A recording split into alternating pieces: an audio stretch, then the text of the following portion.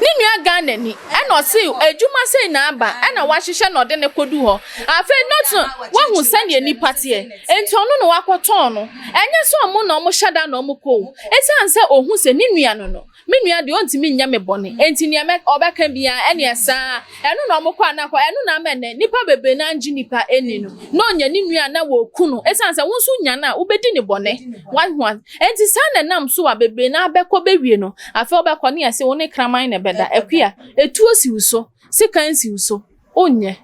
owuo ni enkwani ni wanyi na abechusu obefa nkwa ehu ya no beda basa but na ya cheche say they know say e bia depino they may come out from it but adeba kono say yare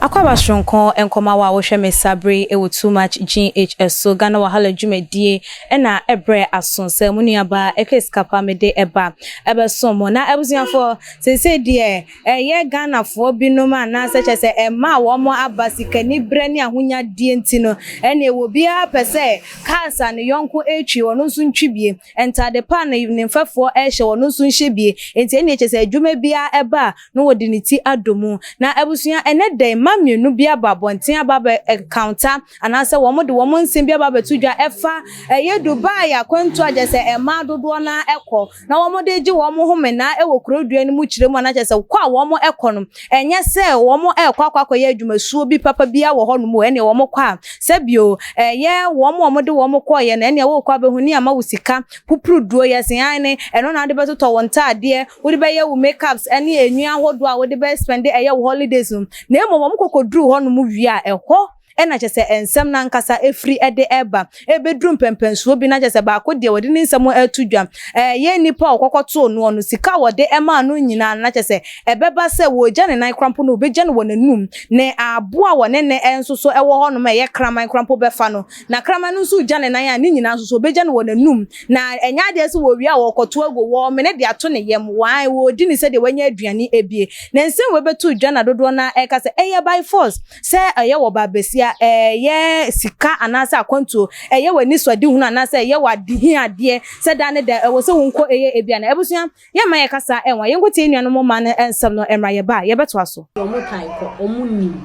like omunim die omo but they will not tell you the truth say your pass na ye ko they will just tell you say oh let's go to Dubai and have fun and all that and I me man be you could do her be more $10,000 and all this you come on be a party big men and come be a party now you go party na say but this is the truth behind it $10,000 now a year for a start no maybe you are even getting $50,000 trust me this is not like make say yeah I know I joined them me join it so I know what I'm saying. So they will give you $10,000. So they will give you $10,000 before you even leave Ghana. They will give you $10,000. Party na ye corner. They want you to look classy and all that, and to buy something for yourself. Oh, my man, and they say me from now. Your car bell and Kenya down for Biamo and all that. They will not tell you the truth. When you go to Dubai, you could do Dubai, yeah. And some of the culture will say, madam, I can't show you they say oh, but in a big deal piano. Sometimes when they come my bed and I say a big man no when they a lot of them like if you're mere bed 20 10 of them at a time more also like it's a sex party more also a lot of girls more also until we packing ourselves from here. So the money you got is like 10% or let's say 20% of what you are coming to do here. Say, this is what you are going to do. So this is what you have to wear. And then when you get to the party, they will take your phone. You are not allowed to use a phone at the party. They will take your phone because you are not allowed to take pictures. But the big men, the supposed big men you are going to meet, they will be taking pictures. So when they told me that, yes, so it's a sex party, the men, the big men, all of like, they'll have you. And then some of them later on or be or baby and say the side check into time they will they will tell you this bullshit too after you've gotten to Dubai. Then they will tell you that and a bimon so will let their dogs have sex with you. It's their fantasy. It's their fantasy. That's what they like. Like they like 3,000, 1,000, whatever some. So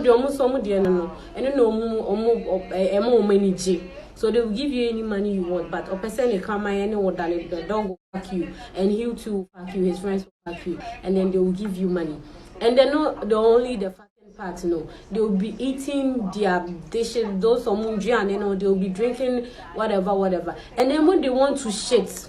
you open your mouth like this, you lie down. You lie down like this, and then you open your mouth, and then they will do their ass like this and shit in your mouth. And when their dog wants to poo, their dog too will shit in your mouth, and then you have to eat. You have to eat the poo. Yes, you have to eat the poo. You're not supposed to throw it away because you are being paid to do it. You are not supposed to throw the poo away. You are supposed to eat the poo. When they are shitting in your mouth like this, then you'll be eating it. Whether it's a dog or it's a human being. It's a dog, you have to eat it. If it's a human being, you have to eat it. And then one of the girls, they've been doing it, so they know they are big girls. They are big girls already. So one of them told me, say, Madonna, wait, they say any big deal, yeah. Now they're saying a big deal. You just open your mouth. If you like, you can take weed. You can take a lot of alcohol. Anything to make you high. Like be high, won't feel what you are doing, you know. Then you just swallow it. Just imagine the money. So I was like, really, me, Efia. Me, I can't do it all. I can't do it because those money that you are talking about, you know. Excuse me to say I can't get it without doing that. Yes. So I won't do it. So I won't do it. So I told them I won't do it. We're already in Dubai. Then I told them I will not do it. And when I was leaving Ghana, I told my mom, say, party be and this. And my mom is like, alright, but she was like, wait the party there. So she knew everything. She said, oh, no, I'm afraid I'm mama betiye. Almost said this is what you are going to do. And my mom was like, take the next available flight and come to Ghana. Me person me kata me ni say me biye no we do Ghana. And I'm saying, hey, please I have to change my flight and go to Ghana. Ebeye and Toka. Omo they went. Yes. They went and they did it. Yeah, say. Am I running in Kramine dan? Na utwa. Ubedwin say enye no kre. Eya asem esi o. Me Madam Fu. Obi celebrate your bar wo Ghana ha. E ka kire ne say o posti ga ne picture no say an mine bi so ope no na mine ni wo Dubai mine ne pese Madam Fu ne ba. Ibi Madam Fu ne kra no ye obi asa akwantu no kra no. Ono so plane to on pa akwantu. Osuo plane to on pa akwantu. Nye so ntimi to combat osuo. Enti Madam Fu girl ne kan ya na o si okay what say ono craft show oni boy enti oni mine ne kasa be 6 months kwa asa na mine no e dada no na o bad o call Dubai ko share man no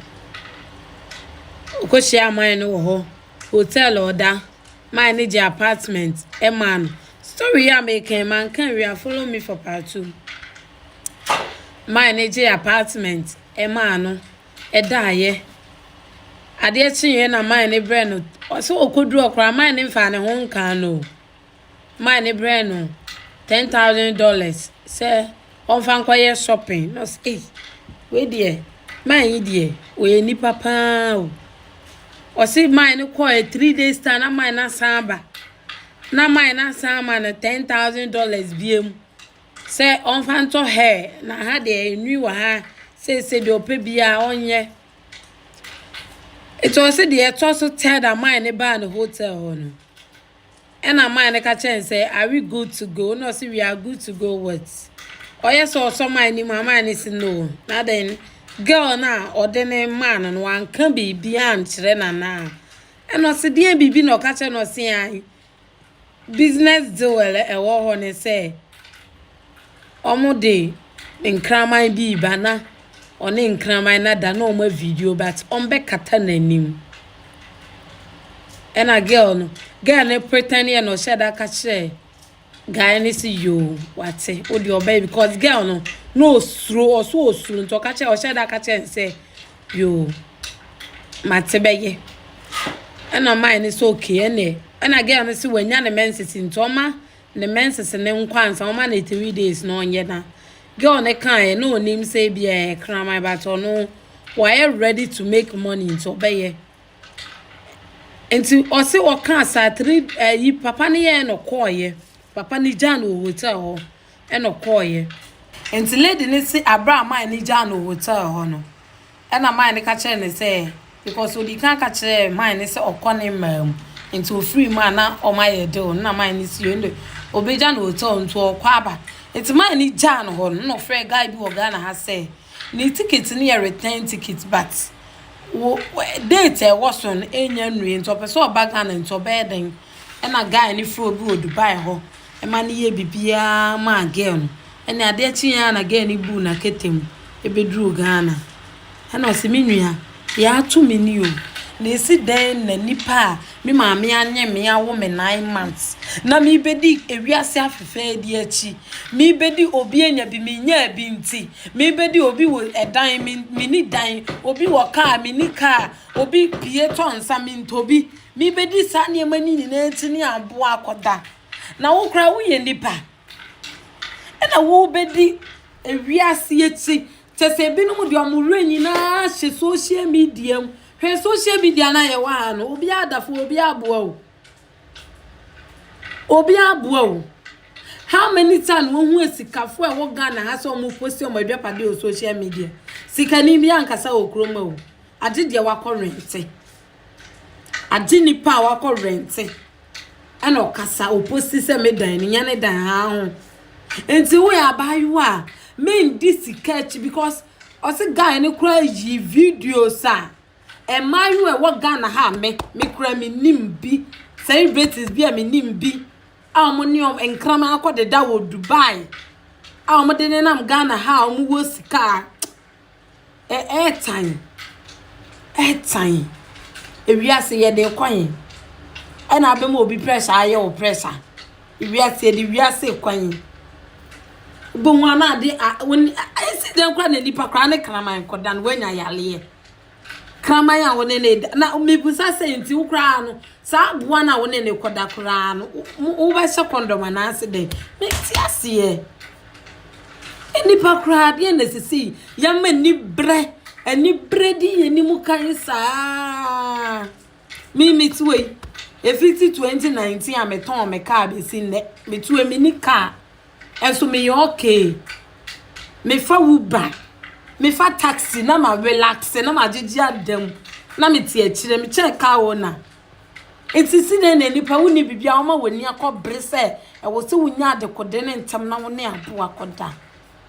e ma da ene nam social media se no na guess na yen me nua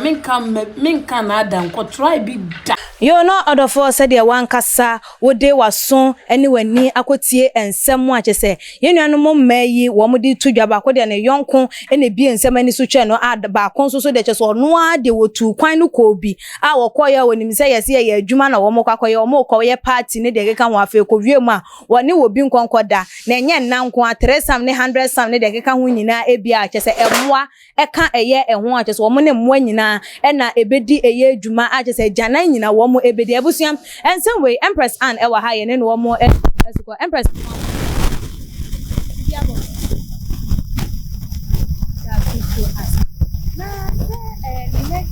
maba wa na se mu ayaba wo twika wo sha taje enu ntine yonko ka se yenko holidays yenko sei ne yetu e de atene anyem bia wo man a wotim no wuntimi ntine mu enye ye gise wakọ obi man so ansa na Akuya meda wase na machia eye wahwefo na wo sese no man mo ayedin enti enipa dodo na tu kwan kokope eye greener patches but at the end of the day no wo kono enye saa ensusuwode no na wususu yahwe saa Dubai ne Qatar Kuwait ne nkoye no enipa bebre na etese adwuma wo ho enti no brane ben adwuma ni bi obeye passport no ebi wo ho a in charge na nkasa ebeye passport the amount o visa bibia ukodu anu wa yedwuma nkaka na wo de atuaka but obeye sa ne mani nya no bekwa akodu no udu pani age passport enti no se wo ye adwuma no na utuaka wi ansa ne de passport na ye den amam enti nipa na ekononim so okwa akoye adwuma yaka chense bia maid no okwa akoye oye nurse ni ebia wo kwa akoye nurse adwuma anase wo kwa akohwe obi mpo sa sa ne mani nyina ne ka chom na Thomasum ono so ti Ghana ha no hwe a adwuma no beye bia na Ghana companies adwuma ye oni obi beye adwuma boso sunso otu aka na ye chinchina atwan aye bo achi bidin afa na ye kandan enso na wo wa ye adwuma no de ama nipa no enti sa stress no e na meku no dodo na famu wo man Ghana ha na mso mo di tukwan ekwa mono ne because ho no nya sika kitu ebi kura wo sesa eye bebere e wo Ghana sika num enti nipa no bekwa akodu bewie na afi ne wo ka kire no na ansa na wo kono na entisa what you say I have a friend bia namsa akwantu unse kata baye pa ena Kuwait e baye enu nti ono nso o mankasim o yense obekobi e mo kopie mu e wo kata na eno no eno koye no yaka chense okwakoye maid but a maid ni mu no okokodu ye na okoye na afi ye de na ye sex worker nipa na ye de ne kwama no ni kun ne da ne ma ne da ni nuanom aka wo ho ne da nyame na je no se otimi eye call onya access to phone ema otimi eye call efreye ema friends of friend or friend asori eye ya sorry aye ko mi ma sorry am call the Church of Pentecost into of friend ho no ma sorry no otimi efre Ghana ha mi ohwehwe ya internet monya ho so number e no frɛ ye nti omo nom di police fo ekokɔ fa no e ma achase ye de ne ba Ghana enti no oba ye mu no stone no akwantu na wona ni sunti no sese mi no ka sei akwakopie mu wo China no de oye teacher juma e wo ho enti wo hu sane ne de ne koye ye no e ya dada ene e dada wo de wo ukoduru he ho no obi manso akua woni mo bia wakoya bawa why slave why na kan wasema no when your opportunity no antimi enyo bia ni hu nkoma ancha na na unim the most annoying part is enipa na edi omokokoyo mo sade no they are also Ghanaians ni nua Ghana ni na osi adwuma sei na aba na wahihye na ode ne kodu ho afa not wahu sane nipa tie enti ono no wakoton no enye so omo na omo hyada na omo ko esanse ohun se ni nua no me nua de ontimi nya me bone enti ne me obeka bia ene esa eno na omo kwa na kwa eno na amene nipa bebe na anji nipa eni no no nya ni nua na wo ku no esanse wonso nya na ubedi ne bone one enti sana nam so wa bebe na abekọ bewie no afa obekọ ne ese woni kraman ne beda akua etuo si uso sikan si uso onye owo ni enkwani ni won na abechusu obefa nkwa ehu ya no beda basa but na ya cheche say they know say e bia debi no they may come out from it but adeba ko no say yare udi nipa bin udi kraman bin hi one kraman mesekura mesi afi makua one kraman ya da na nipa kra na woda etisen kraman kwot etisen enipa ihwase ne nipa be mate na kraman de obehu kraman de na so ne nyanko kraman ada unso mo no so da na otu a it take time ansa na komu back so see how it is wode be she nipa se ni nyina ye they are doing it for money rituals ahu ono no akwaje ne bosumbi na ya kire na kwankyere a wonye ye di sika beba enti na wo so onye nipa de ne yesa na odi nya ne sika enti no na wonso Ghana ni na sebi nyame abọ no waba adenti na wo mfa wo nua ba na se wo nua ba ma mfa ne nkonkoye na wo sesa nkrofo ma de wo mokoye ne wo ye wo benya so aketua wate ase nipa ne firi mu fi na so ba na num nsem a wo ka nyina eye nomye enu nti na bo nse yesi dua bonye nso we die wo boni dua ema ka afa ne na so na ne nani nyina ajam abeka ne to ha onwu no dia bresa abeya 15 years ansa na wewu nipa na ma nipa ye bone ekuye bone eno na amadodo na ekase with yenua bayi the second lady a wono kan because wonim celebrities a wo mo eko Dubai a wo mo yes anioma we nyina wo mo live mo life okay ka ho ebi na ma mabunu no so hu ni say oh nipa e wo de ababeto abonten so oye ambassador e de ma company we oyese afi later on no okopiem no okokohunu a obo say say adwuma say na nipa we wo ye ene so wo ye na wo nwu ye de na me so so me ya mintimi enwu na no na epesi ye hunu say ye hwe ye celebrities na bibia na obi de ba beto abonten no e wo say wo follow na wo so won have ye dream say wo pesa wo nye te say eye wo no ana akua ewiase na ye wo no ye wo nipa ene ye wo nimpan san ye wo nipa bi nso a they are animals wo human being futures no but in within them no they are dogs and wolves what you say you can't celebrate na me most of times no I have problem with Ghanaians how they choose people as their celebrities because if you say somebody is a celebrity it should be nipa no what the person has achieved nipa no achieve we no so na enya wo online so the people in the community no their ben or their brown before you call that such a person no as a celebrity but and then no the only thing we do is if the person know how to do fashion onim say na blend colors na onyasa finji names no kra the say fendi ni ho onya ho sa na mani bi kra no timi e showcase any ade then we think say oh this person needs to be celebrated. Waba public obia etie no ni ade ama amanfo follow no and they do that based on followers but not what the person has achieved. We have a lot of people in this industry from celebrities no they are not qualified to be called celebrities because they haven't achieved nothing. Omo dia na ye say yen dressing yen ye to hu ye nufu ho na bloggers emfa no wonka asa so because of say enipa no WhatsApp the followers and the viewers people are watching her day in out no near the said no amano but omo achieve something and they have life no enya impartation on others no yemfra omo sa akua hwe sika ni bre se wonua wade na se won so pese wonya bi without say on finding out the solution where the wealth is coming from enipa na adwuma ben no ye yemfiti prekope empo yesem nipa so no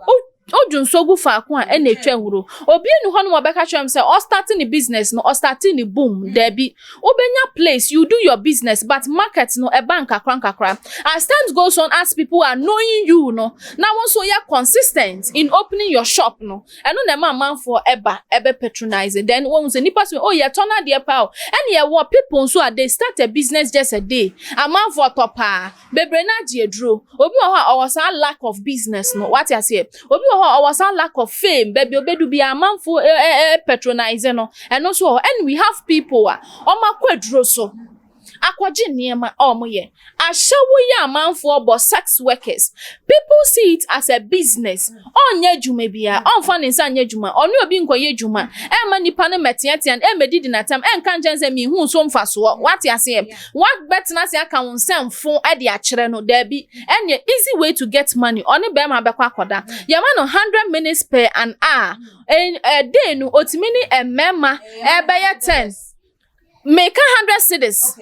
per an hour. Enti 1 hour no we bedi no man 100 cedis we bedi no man 100 cedis 24 hours when you say